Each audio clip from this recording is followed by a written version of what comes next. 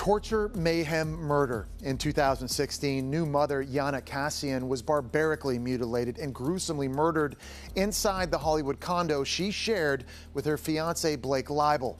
The murder scene looked like something out of a gut-churning horror flick, and as it turns out, there was a very good reason for that. We like to take the time to really put in the extra effort.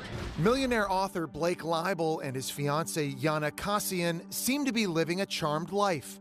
But just 3 weeks after she gave birth to their daughter, Yana seemed to vanish. Sensing something was wrong, Yana's mother contacted 911. Help me, please. When police broke down the door of their Hollywood condo, they found Yana's body horrifically disfigured and unusually pale under a Mickey Mouse blanket. According to the autopsy report, parts of the right side of her face and her ear were torn off, and her scalp was missing.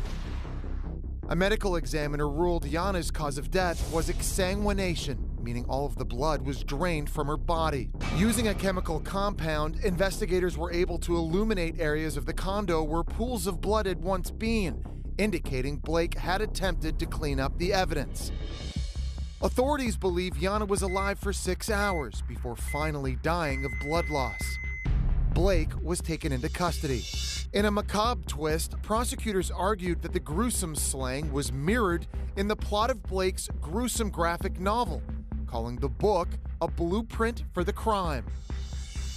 Blake was convicted of murder, mayhem, and torture and sentenced to life. And joining us now is crimeonline.com's Nancy Grace. Nancy, were there ever any telltale signs that killer Blake Leibel was capable of this type of barbaric violence? Well, as a matter of fact, Jesse, there was a very big sign. Let me just say a red neon blinking sign. It was his book. You know, he's a graphic novelist, which is basically comic books turned into a book. It was called Syndrome. It was a blueprint for a murder like this, and if you look at the front of it, there is a baby doll's head with the brain showing. And as you know, the victim in this case, Yana, was literally scalped. Now, if that's not a red flag of alarm, I don't know what is. All right, Nancy, we know that Yana's family has won their wrongful death suit, but how will Blake end up ponying up the $41.6 million that he's been ordered to pay here? It's a lot of money. Jesse, your guess is as good as mine. I know this much. His parents are multimillionaires. His mother passed away. She was wealthy in her own right.